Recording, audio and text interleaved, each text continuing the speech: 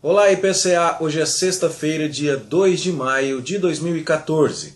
Estamos juntos há 635 dias lendo a Bíblia e hoje leremos os capítulos 4 e 5 do livro do profeta Oséias.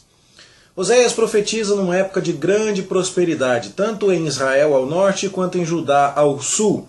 Jeroboão II e Uzias são grandes reis, governam respectivamente 41 e 52 anos em suas nações e trazem prosperidade.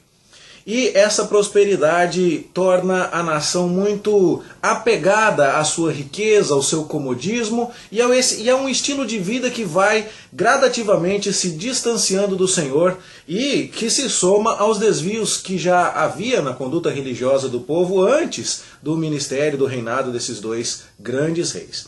E Oséias é chamado a denunciar o adultério espiritual, a injustiça social, a idolatria e a comodidade das nações, da mesma forma que Amós havia feito no Reino do Norte. Oséias fala particularmente também ao Reino do Norte, embora mencione em alguns momentos da sua profecia o Reino do Sul.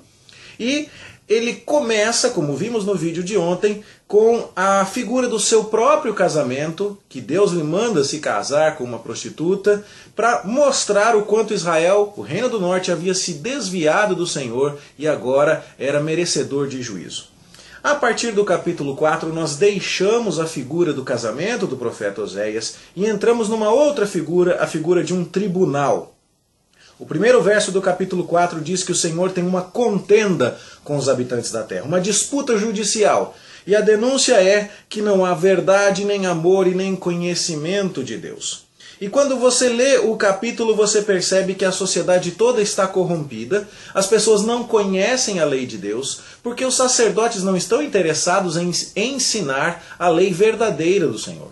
Para eles é mais vantajoso apregoar uma paz e ensinar aquilo que as pessoas na verdade querem ouvir para manter esse estado de coisas que, além de ter uma religião extremamente sensual, com prostituição cultual e tudo mais, também abriga um sistema de injustiça social, onde há mentira, assassinato, furto, adultério, arrombamentos e tudo mais. E à medida em que os sacerdotes ensinam errado, as pessoas praticam errado, mas mesmo assim está todo mundo prosperando materialmente e tendo uma religiosidade que lhes satisfaz, as coisas vão ficando assim. E é dessa maneira que Deus anuncia o seu juízo sobre, em particular, o Reino do Norte, quando diz que por um momento não vai contender e não vai repreender, vai deixar esse povo se afundar no seu pecado. Esse povo que não tem entendimento correrá para a sua perdição, como diz o verso 14. E isso porque os sacerdotes estão gostando dessa ideia de rejeitar o conhecimento, como diz o verso 6. Os príncipes estão amando a desonra, como diz o verso 18. E Deus então vai acabar castigando toda a nação. Essa nação que está mergulhada numa religiosidade que rouba a sua lucidez, como diz o verso 11, quando o vinho tira o entendimento, a sensualidade também o faz, quando esse povo mergulha em idolatria, como nós vemos nos versos seguintes, e Deus então haverá de punir o Reino do Norte com o cativeiro. Israel se rebelou como vaca rebelde, diz o capítulo 4, verso 16, e Judá ainda está se segurando, como diz o verso 15. Já que Israel quer se prostituir, Judá, no entanto, não se faça culpado. E isso então que vemos no capítulo 4 é o retrato de uma sociedade corrompida. Os sacerdotes ensinam mentiras, os príncipes aplaudem a injustiça. Todo mundo está feliz porque, afinal de contas, está havendo prosperidade material, a religião que eles estão vivendo lhes agrada, porque os sacerdotes não cutucam ninguém com a verdade de Deus, e além de tudo, essa é uma religiosidade muito sensual. Está todo mundo aparentemente satisfeito, mas Deus diz a eles, no verso 10 do capítulo 4, que eles vão comer, mas não vão se fartar. Vão se entregar à sensualidade, mas não se multiplicarão. Ou seja, Deus em sua bondade não permitirá que esse estado de coisas seja satisfatório definitivamente. Embora eles estejam gostando por um pouco, eles perceberão que esse não é o caminho. Deus haverá de expor as suas vergonhas, como diz o verso 19, para resgatar o seu povo. O capítulo 5 mostra o quanto a liderança era responsável por esse estado de coisas. Os sacerdotes, a casa do rei, é chamada aqui no início do capítulo 5, porque o juízo é contra eles. Porque eles foram um laço para o povo de Israel. Nas duas cidades, Mispa e sobre o monte Tabor. Esses dois lugares foram lugares históricos para o povo de Israel. Porque Samuel, o profeta, o último juiz de Israel, liderou e julgou ali em Mispa, cidade de Mispa. E Débora julgou Israel ali no Monte Tabor.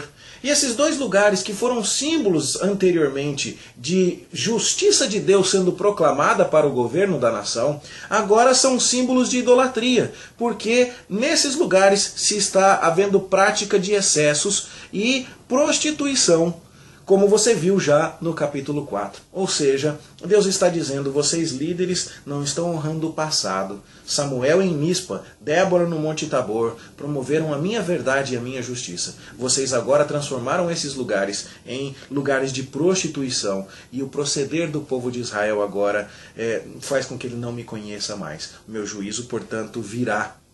E é assim que nós vamos lendo que eles estão agora privados da presença de Deus e que os seus rituais religiosos, na verdade, serão rejeitados, porque Deus haverá de consumir o seu povo. É hora de tocar a trombeta, avisando que o juízo de Deus está chegando. Quando se tocava a trombeta naquela época, o exército se preparava para a guerra. E aqui em 3 cidades, Gibeá, Ramá e Bet-Aven, que é Betel, são 3 cidades que estão em linha reta, do sul para o norte. Se vai falando, vai tocando a trombeta, porque o Senhor está saindo do seu templo em direção a Israel, ao reino do norte, em juízo. Preparem-se para isso.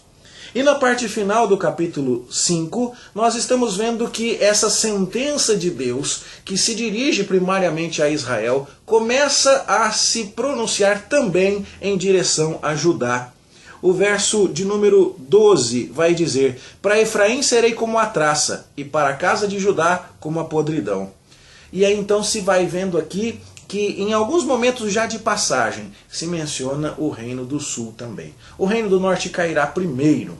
O reino do norte não atenderá às exortações proféticas. O reino do sul ainda será alvo de alguma misericórdia estendida, porquanto a situação lá não era tão grave ainda. No entanto, vai chegar o seu dia. A lição que tiramos aqui desses 2 capítulos, basicamente falando, é que os líderes não estão ensinando a verdade de Deus para o povo. O povo não conhece as exigências do Deus verdadeiro e assim tem uma religiosidade que lhe agrada, extremamente sensual, que lhe rouba toda a lucidez. E está todo mundo achando que está tudo bem.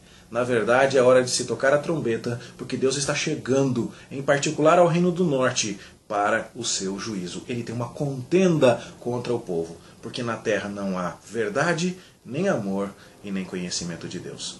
Esses 2 capítulos nos fazem pensar no quanto se procura até hoje uma religiosidade que seja agradável, mas não necessariamente verdadeira.